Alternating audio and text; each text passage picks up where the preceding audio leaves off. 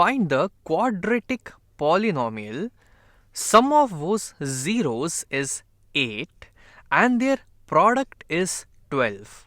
Hence find the zeros of the polynomial. अब हमें यहाँ पे एक ऐसा क्वाड्रेटिक पॉलिनोमियल पता करना है जिसके जीरोस का सम 8 हो और उनके जीरोस का प्रोडक्ट 12 हो। और फिर हमें एक बार इस क्वाड्रेटिक पॉलिनोमियल को पता करने के बाद हमें यह भी बताना है कि उसके जीरोस आखिर क्या क्या होंगे। तो सबसे पहले तो मान लेते हैं कि हमारा जो क्वाड्रेटिक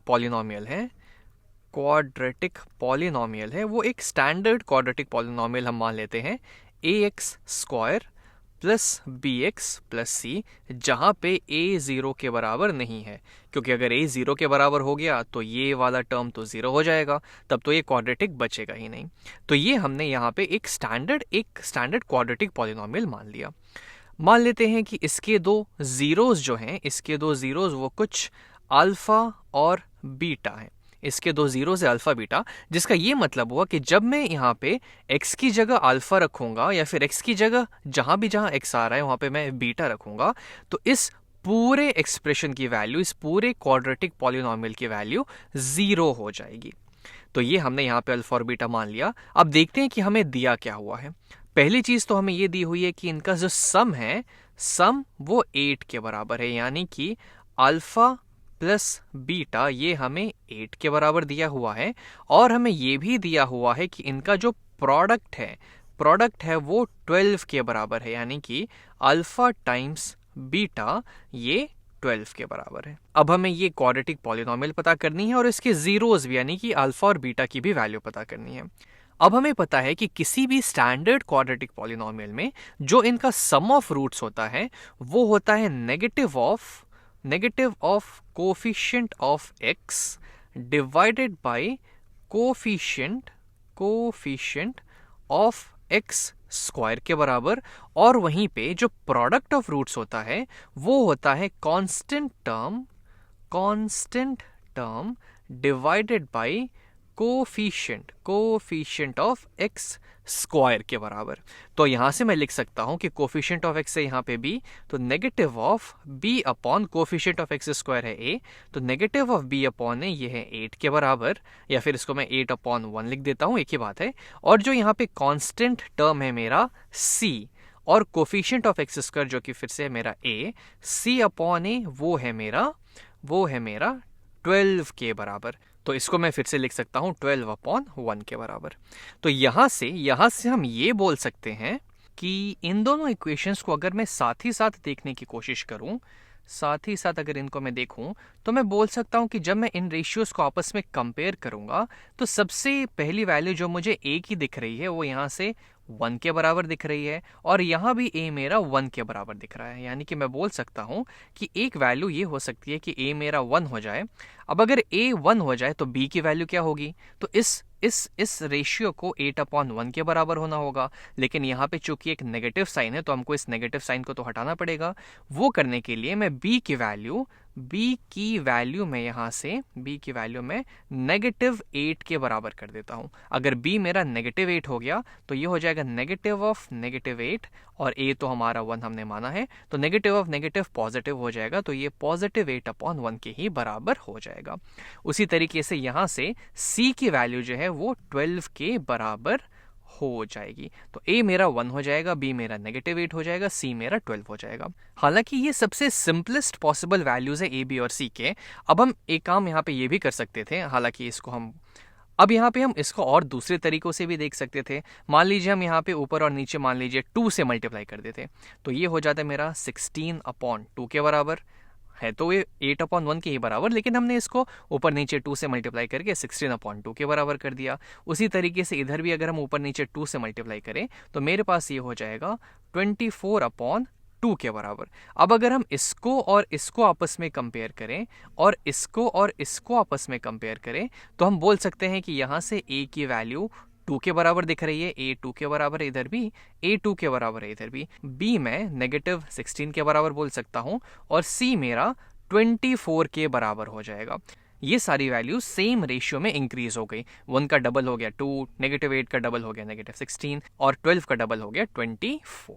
तो जनरली हम ये सिंपलेस्ट वैल्यूज़ ही ले सकते हैं, लेकिन अगर आपको चाहे तो ज़्यादा टाइम स्पेंड करना हो तो आप ऐसे भी इसको सोच सकते हैं।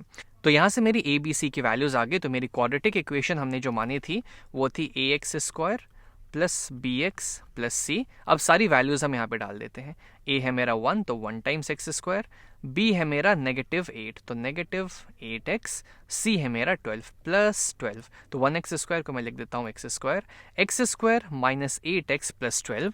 ये मेरी क्वाड्रेटिक पॉलिनॉमियल आ गई जो मुझे चाहिए थी। अब अगर आप मान लीजिए ए बी और सी की जगह ये सारी वैल्यूज़ लेते तो मेरी क्वाड्रेटिक इक्वेशन क्या बन जाती, 2x square minus 16x plus 24 के बराबर। अब इनमें मुझे 2 कॉमन फैक्टर दिख रहा है तो 2 में बाहर कर सकता हूं, तो ये हो जाता 2 times x square minus 8x plus 12 के बराबर। इस केस में भी मेरी जो सम ऑफ रूट्स और प्रोडक्ट ऑफ रूट्स है वो सेम ही रहेगी। अब आप ये पूछेंगे कि हमने ये क्यों नहीं लिया, ये क्यों लिया?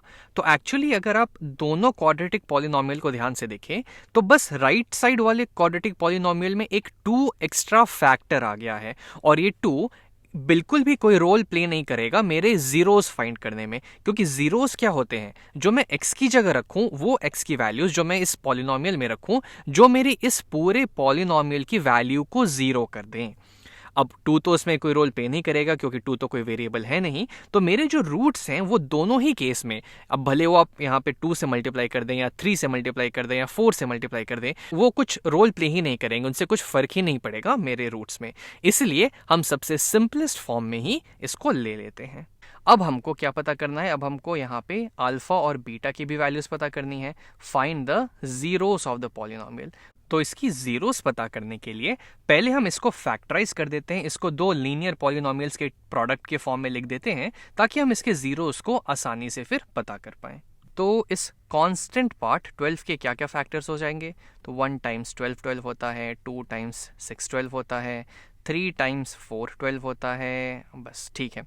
तो अब मैं इनमें से कौन सा पेयर सेलेक्ट करूं ताकि उनका प्रोडक्ट तो 12 के बराबर रहे, लेकिन उनका जो सम है वो मुझे इस x का कोफिशिएंट -8 दे दे, और मैं यहाँ पे इसका किसी भी साइन के साथ इनको ले सकता हूँ, लेकिन ध्यान बस इतना रखना है कि उनका सम हमेशा +12 ही होना चाहिए और इनका जो प्रोडक्ट है वो -8 होना चाहिए।